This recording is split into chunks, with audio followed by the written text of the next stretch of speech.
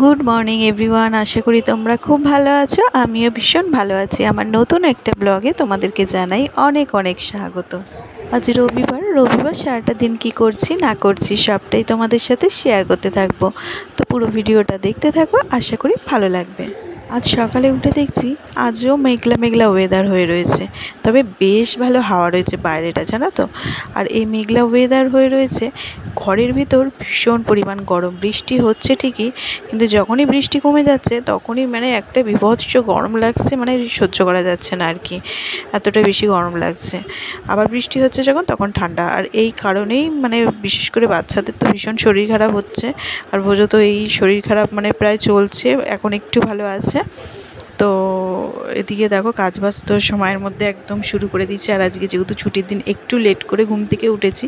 তবে লেট করে উঠলেও খুব একটা অসুবিধা হয় না, ঠিক সময়ের মধ্যে সমস্ত কিছু আমি সেরে নিই। আর সংসারের কাজ দেখবে সময়ের মধ্যে সেরে নিলে পরে সারাদিন একটা চাপ মুক্ত থাকা যায়।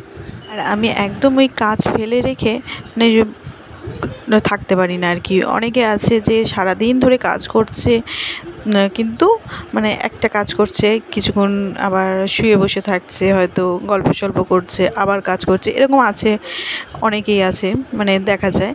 তো তাদের প্রায় মনে হবে যেন সারাটা দিন ধরে কাজ করছে, কিন্তু আমার একদম এই জিনিসটা ভালো লাগে না। আমার সময়ের কাজ সময়েই কমপ্লিট করতে বেশি ভালো লাগে। তো সেই জন্য আমি চেষ্টা করি সব সময় যখন যেটা করার তখন সেটা করে নিয়ে তারপরে হাতে কিছুটা সময় থাকুক তখন শুয়ে বসে থাকবো। কোনো চাপ তো থাকবে না, নয়তো আমার তো ভীষণ এরকম লাগে, কোনো সময় শরীর খারাপ হলে পরেও যখন একদম পারি না, ধরো কোনো কাজ করতে করতে একটু এসে ওষুধ খেয়ে শুয়ে থাকতে হয়, সেই শোয়াটাও যেন শান্তিতে পারি না আর কি। মনে হয় যেন কাজগুলো সব পড়ে রয়েছে, সেগুলো তো আমাকেই সেই উঠে করতে হবে। কতক্ষণে শরীরটা ঠিক হবে আর কতক্ষণে গিয়ে কাজগুলো ফিনিশ করব। একদম কাজ ফেলে রাখতে পারি না আমি। সময়ের কাজ যদি কোনো সময় কোনো কারণে সময় না হয়, ব্যাস আমার তখন পুরো মেন্টালি ডিস্টার্ব হয়ে যাব।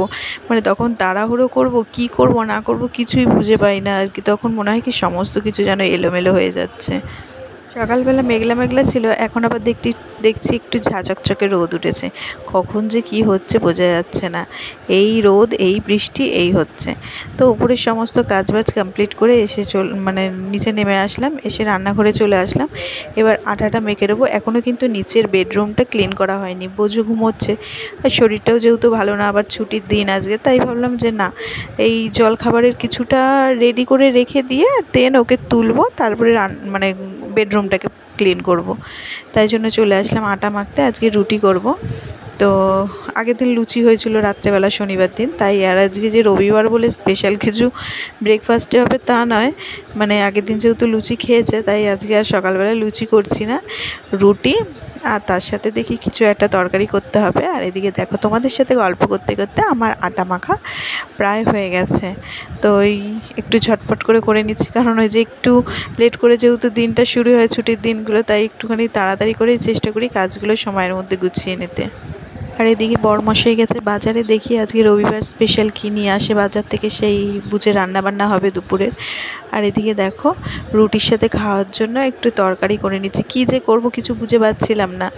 তাই জন্য একটু মুসুর ডাল সেদ্ধ করে নিয়েছি। আর এই ঠিক যেমন তড়কা করে সেই টাইপের এই মুসুর ডালটাকে তড়কার মতো করব। লাস্টে কাসুরি মেথি, তড়কা মশলা সবই দেবো। বেশ গরম গরম রুটির সাথে খুব একটা খারাপ লাগে না, মোটামুটি ভালোই লাগে আর কি। আর এই বৃষ্টিতে বন্ধুরা তোমরা কেমন আছো অবশ্যই কমেন্ট করে জানিও। আসলে কি বলো তো, মোবাইল খুললে, টিভি খুললে, দুটো জায়গাতেই শুধু দেখা যাচ্ছে চারিদিকে শুধু বন্যা আর বন্যা। সব মানুষজনের এত অসুবিধা হচ্ছে, সব নৌকো নিয়ে এদিক ওদিক যাতায়াত করছে আর কি। তো ভীষণই খারাপ লাগছে এগুলো দেখে, যে সত্যি তাদের কত অসুবিধা হচ্ছে আর কি। আর মোটামুটি মোবাইল আর টিভি এই দুটো জায়গাতেই তো সারা জায়গার আপডেট পাওয়াই যায়। তো এতেই দেখছি আর কি চারিদিকে বন্যা হয়ে কি অবস্থা হয়ে রয়েছে আর কি। ভীষণই খারাপ লাগছে, পরিস্থিতি খুবই খারাপ। আর এবার বৃষ্টিটাও যেন বেশি পরিমাণে হচ্ছে। অন্যান্য বছর একটু লেট করে হয় ঠিকই, তবে বন্যা হয় প্রতি বছরই কম বেশি, তবে এবছরটা যেন একটু বেশি বৃষ্টি হচ্ছে আর কি। আর এদিকে দেখো মানে আমার বিছানাটা ক্লিন করা হয়ে গেছে। বোজোকে এসে ডাকলাম, ও ফ্রেশ হচ্ছে, আর এই ফাঁকে আমি বিছানাটাকে ক্লিন করে নিলাম। আর বিছানা ক্লিন করা হয়ে গেলে পরে মোটামুটি মনে হয় ঘরের লুকটাই চেঞ্জ হয়ে গেছে, মনে হয় সমস্তটাই যেন গোছানো হয়ে গেছে। আর বিছানা এলোমেলো হয়ে থাকলে পরে মনে হয় যেন যত কিছুই গোছানো থাকুক না কেন, পরিষ্কার পরিচ্ছন্ন থাকুক, পুরো ঘরটাই যেন মনে হয় এলোমেলো অপরিষ্কার হয়ে রয়েছে। তো যাই হোক, বিছানাটা ক্লিন করে এখন এই ঘরটা ঝাড় দিয়ে নিলে পরে মোটামুটি ঘরের কাজকর্ম হয়ে যাবে। এরপর বোজোকে যাই হোক সকালবেলা গরম জল, মধু, তুলসী পাতা এইসবগুলো তো মানে ওগুলো দিতে হবে। অনেক ওষুধ আছে, ব্রেকফাস্ট করে ওষুধ খাওয়ানোর, ইনহেলার দেওয়ার অনেক কাজকর্ম, মানে যাই হোক টুকিটাকি অনেক রকমের কাজকর্ম রয়েছে। সেগুলো সমস্ত কিছু সেরে তো চলে আসলাম রান্নাঘরে। সকালে সবার ব্রেকফাস্ট কমপ্লিট হয়ে গেছে। এখন এই যে উচ্ছে আলু ভাজা বসিয়েছি, আর একদিকে ভাত বসিয়ে দিয়েছি।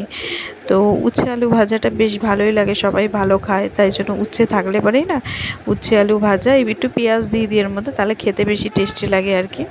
তো এদিকে উচ্ছে আলু ভাজা করার আগে চাটনি করে নিয়েছিলাম, আমের চাটনি। আগের দিন মা এসেছিলো, তো গাছে মানে আমাদের বাপের বাড়ির গাছে মানে কাঁচা আম হয়েছে, তো মা আবার আম দিয়ে গেছিলো, তো সেটা দিয়ে চাটনি করে দিয়েছি। শাশুড়ি মাই খাবেন, শুধুমাত্র শাশুড়ি মা আর শ্বশুরমশাই খাবেন। বোজোর বাবা খাবে না, কারণ হচ্ছে ঠান্ডা লেগে রয়েছে, তো ঠান্ডা লাগলে পরে টক খেলে পরেই জ্বর ঠসা বেরিয়ে যায়, সেই জন্য খাবে না। আর এদিকে দেখো মাছের ঝোল করে নিলাম সবজি দিয়ে, মানে আলু, তারপরে হচ্ছে বেগুন, এসব দিয়ে মাছের ঝোল করে নিয়েছি। এই মাছের ঝোলটা হচ্ছে শ্বশুরমশাই আর শাশুড়িমার জন্য, তো আমাদের জন্য নয়। আমাদের জন্য হচ্ছে মাটন এনেছে, আজকে রবিবার স্পেশাল মাটন। তো মাটন এখন শ্বশুর শাশুড়ি বেশ কয়েকদিন ধরে খেতে চাইছে না, তাই জন্য মানে আমাদের জন্য মাটন এনেছে, আর ওনাদের জন্য ওদিকে মানে মাছ নিয়ে এসছে, জ্যান্ত মাছের ঝোল করে দিয়েছি।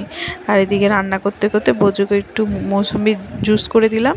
তারপরেই ওর বাবা আবার বাড়ির পাশ থেকে ডাব যাচ্ছিলো, ডাব রেখেছে ওর জন্য। ওর একটু পেটটাও গরম হয়েছে, যেহেতু এটা ওটা অনেক রকমের ওষুধ খাচ্ছে, তাই এই যে ডাবটা কেটে এখন ওকে এই জল দিয়ে দেবো, ডাবের জলটা।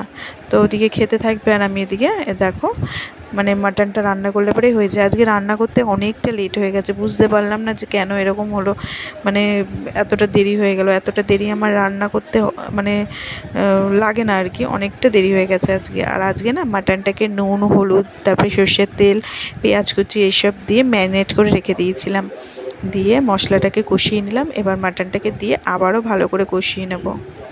আর মাটন হোক চিকেন হোক, যত কষাবো তত টেস্টি হয়। তো দেখো ফাইনালি রান্না করে নামাতে পেরেছি, মানে আজকে অনেকটাই লেট হয়ে গেছে, প্রায় 1টা বেজে গেছে। আর যেহেতু এতটা দেরি হয়েছে, বোঝো আর আজকে শুধু খেতেও পারিনি মাংস, এখনই ভাত খাওয়াবো স্নান করে এসে। আর খাওয়ারও খুব একটা ইচ্ছা নেই, শরীরটা যেহেতু খুব একটা ভালো না, তো একদম খাওয়ারও ইচ্ছা নেই। তো এদিকে আজকে না একটা গোটা রসুন দিয়েছি মাটনের মধ্যে, ভীষণ ভালো লাগে আমার খেতে। অন্য কেউ খায় না বাড়িতে, আর আমি খাই, ওই মাঝে মধ্যে খেয়াল হলে হয়তো দিই। খাওয়া দাওয়া কমপ্লিট করে এই এসে বসলাম বিছানায়, আর এখন চলো হাজমোলা খাচ্ছি। তো হাজমোলা খেতে খেতে আজকের ভিডিওটাকে শেষ করছি। যদি ভালো লেগে থাকে অবশ্যই লাইক, শেয়ার অ্যান্ড সাবস্ক্রাইব করে দিও। ভিডিওটা কেমন লাগলো অবশ্যই একটি কমেন্ট করে জানিও। তাহলে আবারও ফিরে আসছি নতুন কোনো ব্লগের সঙ্গে, ততক্ষণের জন্য টাটা, বাই বাই।